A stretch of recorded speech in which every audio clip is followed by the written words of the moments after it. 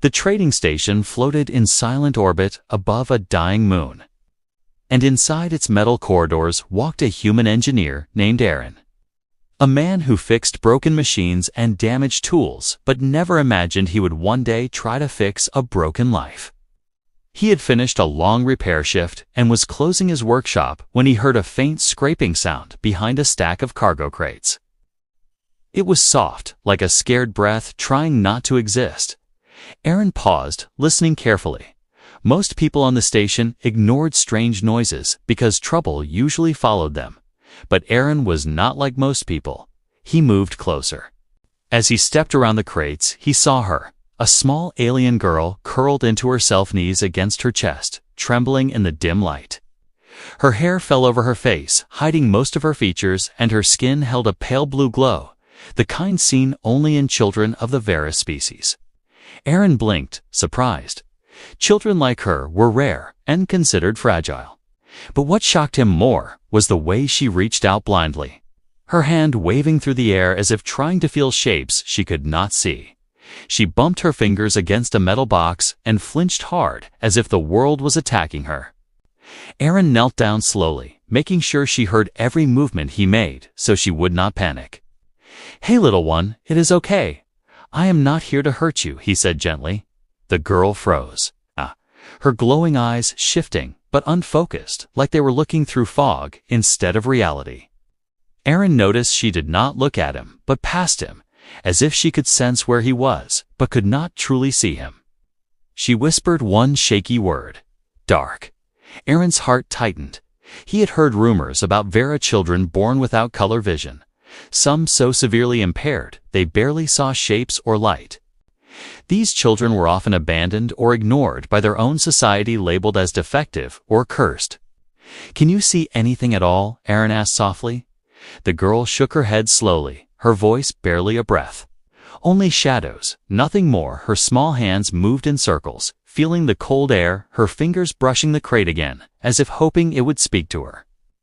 Aaron watched her, and something inside him refused to walk away. This was not a broken machine he could leave for someone else. This was a child alone and afraid in darkness. He reached out his hands, slowly letting the sound of his sleeve guide her. She hesitated, then touched his hand carefully, like she was touching a new universe.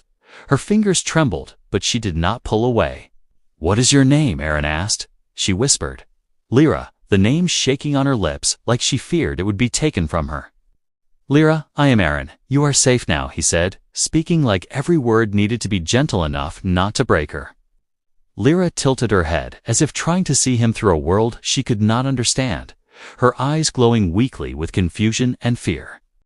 Then she asked a question so innocent and so painful that Aaron felt the air leave his chest. "Human, what is a color?" Aaron swallowed hard. Children ask this question every day on Earth, but this girl asked it without ever knowing what red or blue or green meant. She asked it because the universe had given her nothing but darkness. He looked around the empty corridor, knowing that if he left her here, she would be forgotten like a lost piece of trash. Abandoned again by a world that never gave her a chance. "Lyra, would you like to see colors one day?" he asked carefully, her breath caught. She pressed a hand to her chest as if the idea itself hurt. "I do not know what colors are, but if they are real, I want to see them more than anything." Aaron studied her eyes, realizing something important. Her species saw wavelengths differently, maybe impossibly different from humans. But if he could build a device that translated colors into something her eyes could understand, maybe, just maybe, she could see the world for the first time. It would be risky, difficult, maybe even illegal. No one in the station authority would approve helping a discarded Vara child. But Aaron felt something inside him ignite, a quiet determination he had not felt in years. He gently took Lyra's hand and stood up, guiding her away from the crates. She followed slowly, carefully counting her steps by the sounds around her. As they walked toward his workshop, she whispered one more question. A question that wrapped itself around his heart. "Human will, the colors hurt me." Aaron looked down at her and answered with certainty he did not fully feel yet. "No, Lyra, the colors will save you." And in that moment, Aaron did not just decide to help her. He decided to change her entire world, one color at a time. Aaron pushed open the door of his small workshop, guiding Lyra inside with slow, clear footsteps. She moved like a whisper, following the echo of his boots rather than her own vision. The moment she stepped in, she froze because the room was filled with machines. Tools, bright screens, and wires to her, it sounded alive like a giant creature breathing in the dark. She lifted her hands, feeling for danger. But Aaron gently touched her shoulder, telling her there was nothing to fear. Lyra hesitated, confused, because no one had ever spoken to her like that. Her world was full of orders, punishments, warnings, and silence. Kindness was something she did not understand, yet she listened as Aaron closed the door, locking them away from the noisy world outside. Aaron crouched beside her, wanting her to hear his voice clearly. "Lyra, I want to help you," he said. "Help." She repeated the word, trembling, as if unsure if she deserved it. "Yes, help," he answered, and his tone carried a strange warmth she had never heard before. He guided her toward a small stool near his workbench. She sat carefully, touching the surface with both hands to learn its shape. Aaron noticed how she mapped everything with her fingers, as if building an invisible picture in her mind. He watched her with growing determination. This child had lived her whole life in shadows. He would not let her stay in darkness any longer. "Lyra, can you tell me more about how you see things?" he asked. She lowered her head, thinking. "Sometimes I see brightness, moving shapes, but it hurts to look at them," she whispered. "I cannot tell what anything is. Voices help me know where people stand, but colors, no, I have never seen them." "Never?" Aaron nodded slowly, already sketching ideas in his mind. "Special lenses, custom wavelength translators, a sensor bridge that could convert human color signals into her species' sensory format." It sounded impossible, but impossible things were the only ones worth trying. While he prepared tools, Lyra listened to every click and metal scrape. The sounds felt like lightning dancing around her. She suddenly asked a question. "Human, why are you helping me?" Aaron froze. The truth was simple, because no one else did, but he knew she needed more than a blunt truth, so he answered gently, "Because everyone deserves a chance to see the world." Lyra placed her hand on her heart, confused by the feeling rising inside her. "Is seeing really so important?" she asked. Aaron smiled, even though she could not see it. "It changes everything," he said. And he meant every word. Worked through the next hour, adjusting fragile circuits, shaping metal frames, and tuning tiny sensors. Lyra sat quietly, but her ears never stopped listening. She heard his breathing, the humming of machines, the small spark when he connected wires. Each sound painted a new piece of the world in her mind. But outside the workshop, danger grew. They had followed Lyra earlier. They belonged to the Vara Enforcement Unit, a group that believed children like Lyra must remain out of sight. One of them peered through a crack under the door, seeing the bus shadow of Aaron's feet. "This human is interfering again," the officer hissed. "We should report him." "Not yet," the other replied. "Let him work. If she sees colors, our laws will break. Let us see what he creates. Then we will take both of them." Lyra. Aaron paused, noticing it. "What is wrong?" he asked. "Voices outside," she whispered. "They sound angry." Aaron placed his hand on hers, steady and sure. "No one will take you away from here," he said. "You are safe with me." Held his hand tighter, afraid of losing the only light she had ever known, even if she could not see it. Aaron turned back to his invention, pushing himself faster. Wires twisted around his fingers. Lenses clicked into their sockets. Energy cells hummed softly as they synchronized with alien sensors. Finally, he stepped back, breath shaking. A small frame sat on his table, thin, delicate, but filled with hope. It looked like a pair of glasses shaped for Lyra's face. Lyra heard the faint vibration of energy and tilted her head toward the sound. "What is that?" Aaron exhaled slowly. "I am making something for you. Something that might let you see the colors you've dreamed about." Lyra's breath caught in her throat. "See, truly see." Her hands trembled as she whispered, "Human, if this works, I will finally know what the world looks like." Aaron touched the glasses gently. "It will work," he said, though he did not know for sure, but he believed in the fire inside him. He believed in her hope. Outside the workshop, the two officers stepped away from the door, preparing to return with reinforcements. Inside, Aaron made a promise he should not have made, a promise that would change both their destinies. Lyra, tomorrow you will see your first color. And Lyra whispered a single trembling answer, I believe you, human. Aaron hardly slept that night. Every time he closed his eyes, he imagined Lyra seeing color for the first time, red, blue, green. He imagined her smile.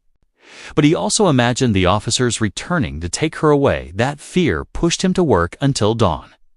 Lyra woke up earlier than he expected, sitting on the workshop floor, her hands gently touching the shapes around her. She had memorized the sound of every machine, every tool, every humming cable. Aaron wondered how many days she had survived using only sound to understand the world. When she heard him stand up, she tilted her head toward him. Human, are the colors ready? Aaron picked up the finished device, a pair of thin, glowing glasses designed just for her. He hoped they were strong enough. He hoped he was good enough. He walked to her, slowly letting the sound of his footsteps guide her. Lyra sat still, waiting. Her small hands rested on her knees. Even without sight, her posture showed hope and fear mixing inside her. Aaron knelt down and held the glasses near her cheek, so she could sense the soft vibration coming from the lenses. They feel warm, she whispered. Is that normal? Aaron smiled nervously. I hope so. He gently lifted the glasses and placed them over her alien eyes. She flinched at first, gripping his sleeve, but she did not pull away. The moment they settled in place, the small energy crystal inside them activated. A soft hum filled the room. Light moved through the lenses. Lyra gasped sharply. Aaron leaned closer. What do you see? Tell me everything for one heartbeat. She said nothing. Then she whispered, brightness, shapes. Something is changing. Aaron's heart raced. It was working. He had actually done something that no one had tried before. He placed his hand gently on her shoulder. Take your time, Lyra. Let your eyes adjust. But suddenly, Lyra cried out. Her hands flew to her face. The lenses sparked violently, sending tiny flashes of light into the air. Aaron grabbed the frame, trying to pull it off, but the energy surged again. The glasses grew hot, too hot for her skin. Lyra screamed, a sound so sharp Aaron felt it in his bones. He tore the device off her face and threw it onto the floor, where it sputtered and crackled. The workshop smelled like burnt wiring. The invention lay broken smoke rising from its twisted frame. Lyra curled into herself, shaking. Her glowing eyes watered from pain and disappointment. I am sorry I hurt you, Aaron, said his voice breaking. I thought it would work. Lyra shook her head, her voice soft and trembling. It did not hurt like you think. It felt like the world moved too fast for me, too bright, too much. Aaron touched her hands and felt them trembling. We will fix it. I promise. I will never stop trying. Before Lyra could answer, the heavy sound of fists hit the workshop door. 3 loud knocks. Then a voice. Human, open this door immediately. Lyra froze, her entire body curled tighter. Aaron stood up quickly, blocking her with his body. He whispered, stay behind me. Do not move. The voice outside repeated the order. You have a Vara child inside. Surrender her now. Aaron's heart thumped hard. He stepped toward the door, but did not open it. She is not property.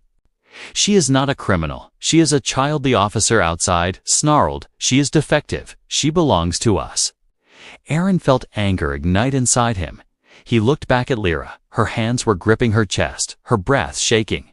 She was terrified, and she had every right to be. The officers began forcing the door panel. Metal bent under the pressure. Aaron quickly scanned the room, looking for anything he could use to defend them. A metal wrench, a repair bar, anything. Lyra reached out for him. Her voice was barely a whisper. Do not leave me, please. Aaron knelt beside her. I will not. I promise, no one will take you. But the door finally snapped open. 3 Vara officers stepped inside, wearing armor pulsing with blue energy. Their eyes locked onto Lyra. Immediately step aside, human, one officer ordered. This creature belongs to us. Aaron stood tall, even though he felt fear crawling up his spine. He positioned himself between them and Lyra, refusing to move. She is not a creature. And she does not belong to you. Lyra reached up and held onto the edge of Aaron's shirt, trying to hide behind him. Her small, trembling fingers fueled his resolve. The officer lifted a control baton ready to strike. Aaron gripped the closest tool he could find, preparing to defend her. The part ends as the first blow swings toward him, and Lyra cries out into the darkness she lived in all her life. "Human, please, do not die for me." The officer's baton swung down with bright blue. Energy cracking the air, Aaron threw up his arm and blocked it with the metal wrench in his hand. The impact sent a shock through his bones, but he held firm. Lyra screamed and grabbed his sleeve, pulling herself. Smaller behind him, Aaron stepped back, forcing the officer to retreat. For a heartbeat, he knew he could not win against three armored beings. But he also knew one thing: he would rather die than let them take Lyra back. Into darkness, another officer stepped forward, growling, "Move aside, human, you are protecting a defect." A mistake, a shadow that should never see the world. Aaron tightened his grip on the wrench. His voice low and steady. "She is a child. She deserves to live. She deserves to see. You will not touch her." The officers exchanged looks. None expected a human mechanic to resist them, especially not for a girl their world already abandoned. Lyra felt the vibrations in the floor. Heavy footsteps, angry voices, the cold hum of alien weapons. She pressed her forehead to Aaron's back, whispering, "Please do not leave me, please." Aaron took one step forward, a stance that told the officers he would fight until he could no longer stand. The first officer swung again. Aaron dodged barely. The baton hit the wall, sending sparks across the workshop. Aaron responded fast. He jabbed the wrench into the officer's side where the armor plates bent. The alien hissed, stumbling back in surprise. Humans were not supposed to know their weak points. But Aaron had repaired hundreds of these suits. He knew them better than the officers wearing them. The second officer lunged. Aaron ducked under the strike, grabbing a toolbox and hurling it across the room. Tools scattered everywhere, creating noise. Lyra followed like a map. She whispered warnings between breaths. "Left human left behind you. They are moving fast." Her voice guided him. Her hearing was sharper than any human vision. Still, the numbers were against him. The third officer grabbed Aaron by the collar and slammed him against the wall. Lyra cried out, her voice shaking like her bones might break from fear. "Do not hurt him. Please do not hurt him." The officer tightened his grip. Humans are weak. Why protect something worthless? Aaron glared into the alien's eyes. "Because she is not worthless." He drove his knee upward, striking the alien in the stomach. The grip loosened. Aaron dropped to the floor, rolling to avoid another baton strike. He grabbed Lyra's hand, pulling her toward the back of the workshop, but the officers blocked the exit. There was no way out. Aaron looked around desperately. He noticed a small maintenance hatch near the floor, barely wide enough. But Lyra was small. She could fit, and if she crawled through it, she would reach the storage tunnels. He crouched beside her, speaking low. "Lyra, listen to me. You must crawl through that opening. I will hold them back." Lyra's head shook violently. "No, I cannot leave you. You helped me. You made me hope. I will not go alone." Aaron cupped her face with both hands, his voice steady even as fear pressed on him. "I promised you would see colors. I cannot keep that promise. If you are taken, go, Lyra, please." Her throat tightened. She touched his hand, trembling. "Human, do not let them break you." He gave her the softest smile. "They will not." Lyra crawled toward the hatch, feeling the edges with her fingers. She pushed herself halfway through when a sudden whistle cut the air. A baton shot past her head, hitting the wall. One officer shouted, "Do not let her escape." Aaron leaped forward, slamming his wrench into the officer's arm. The alien howled in pain. Aaron shouted, "Go, Lyra, now." She disappeared into the tunnel, her small voice echoing, "Human, follow. Soon, please follow soon." Aaron stood alone, now facing three armed officers. He wiped sweat from his brow, his chest rising fast, but he did not step back. The officers advanced. One spoke with cold anger. "You have committed a crime. You protected a defective child. This ends now." Aaron raised the wrench again. Not shaking, not afraid, because he knew what mattered. because he knew who needed him.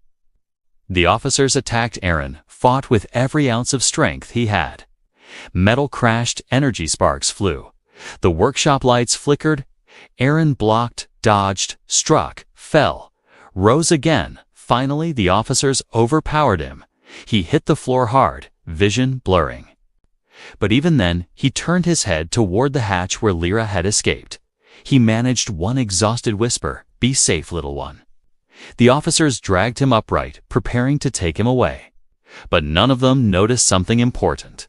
Lyra had not run far. She waited in the darkness, listening, breathing, shaking, and ready to do something she never believed she could.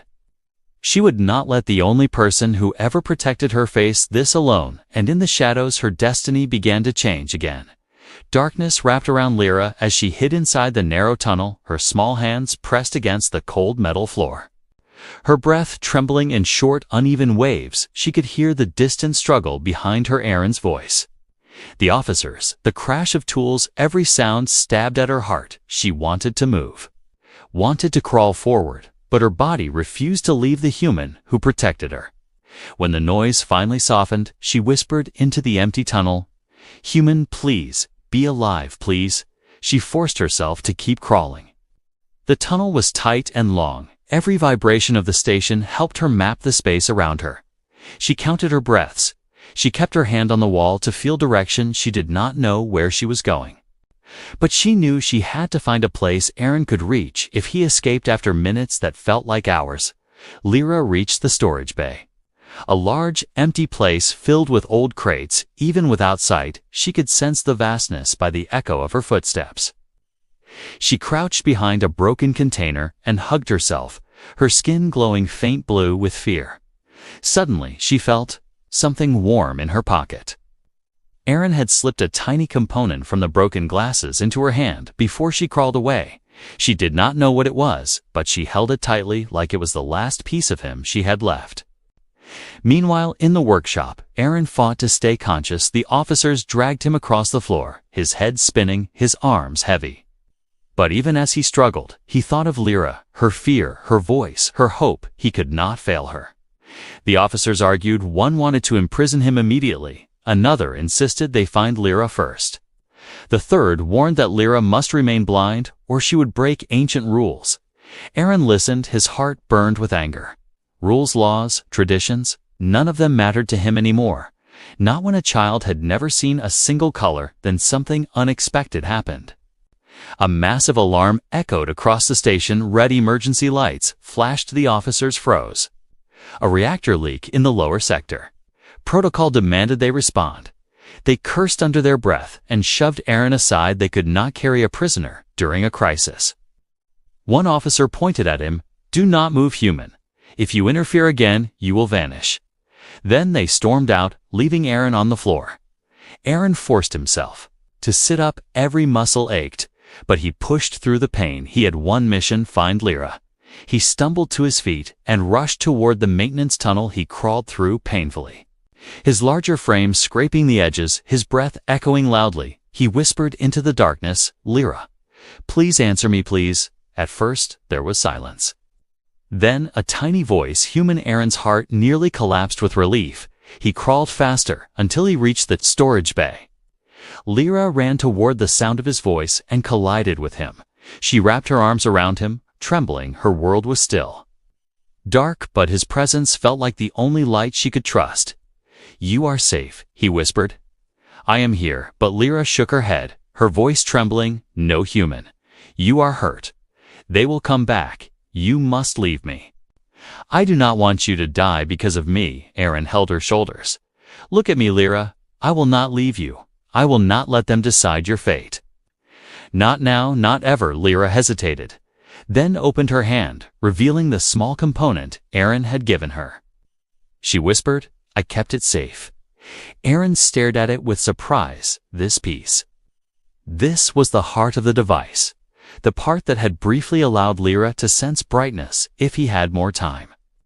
More materials, more energy. He could build something better, something stronger, something impossible. Aaron looked around the storage bay.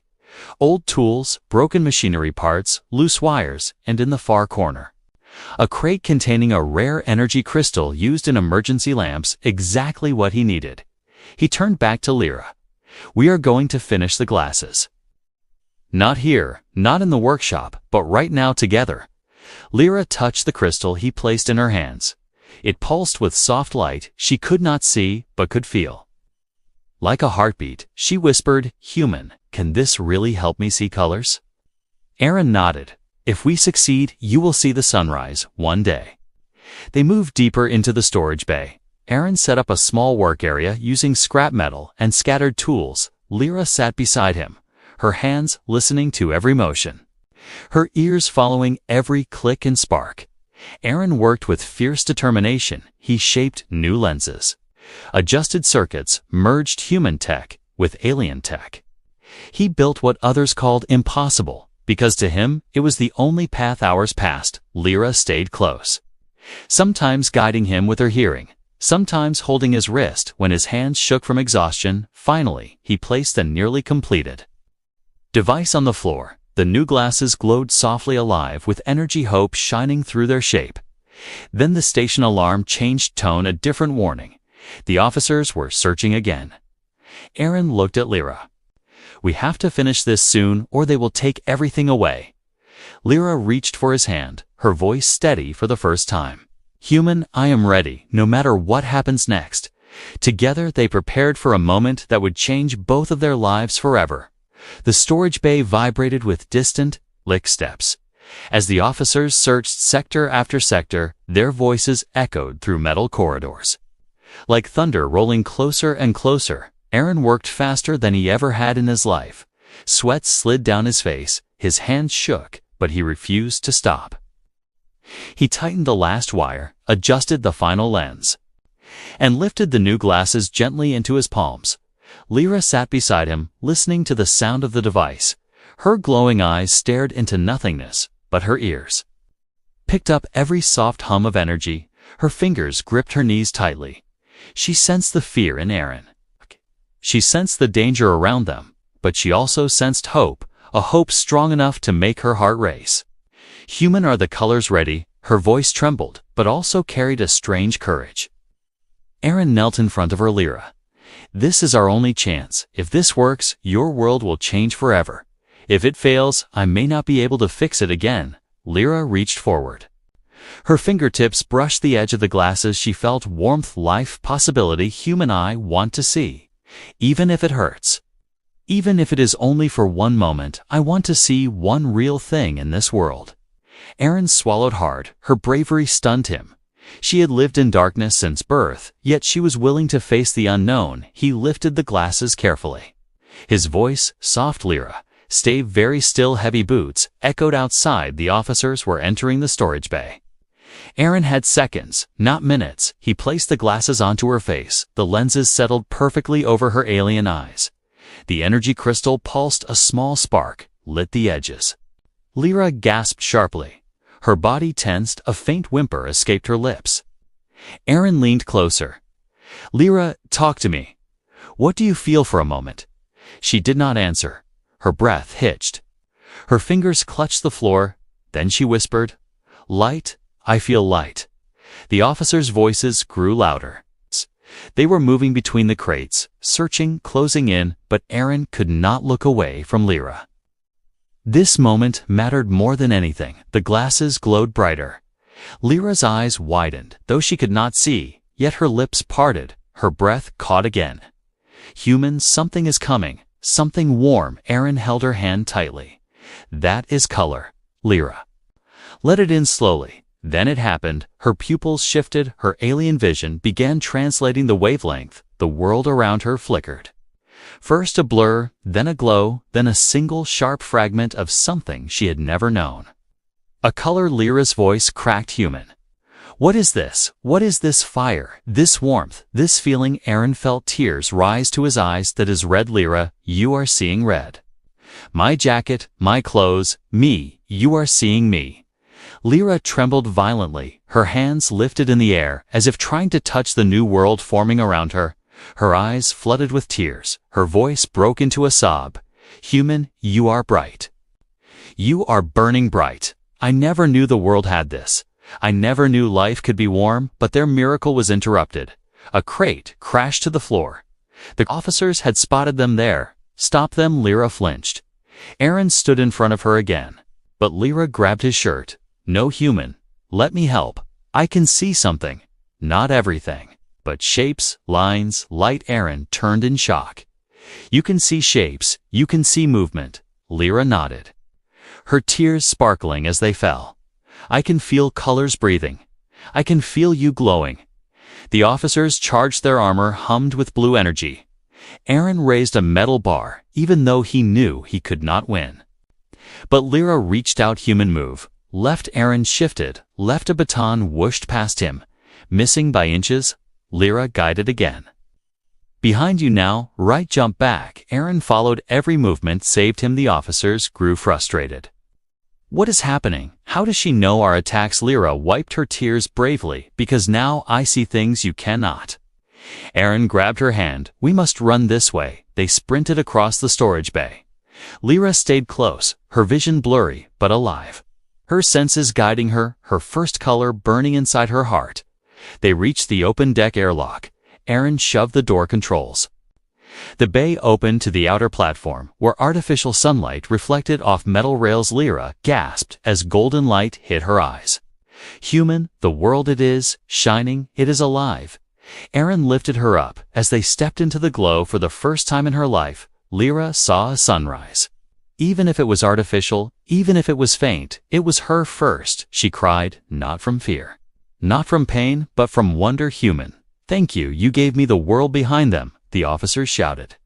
But Aaron held her close. He whispered, this is only the beginning, Lyra. You will see all the colors someday. And Lyra whispered back, I trust you, human. Her world had just begun to open, and she would never again be the girl who only saw dark tones.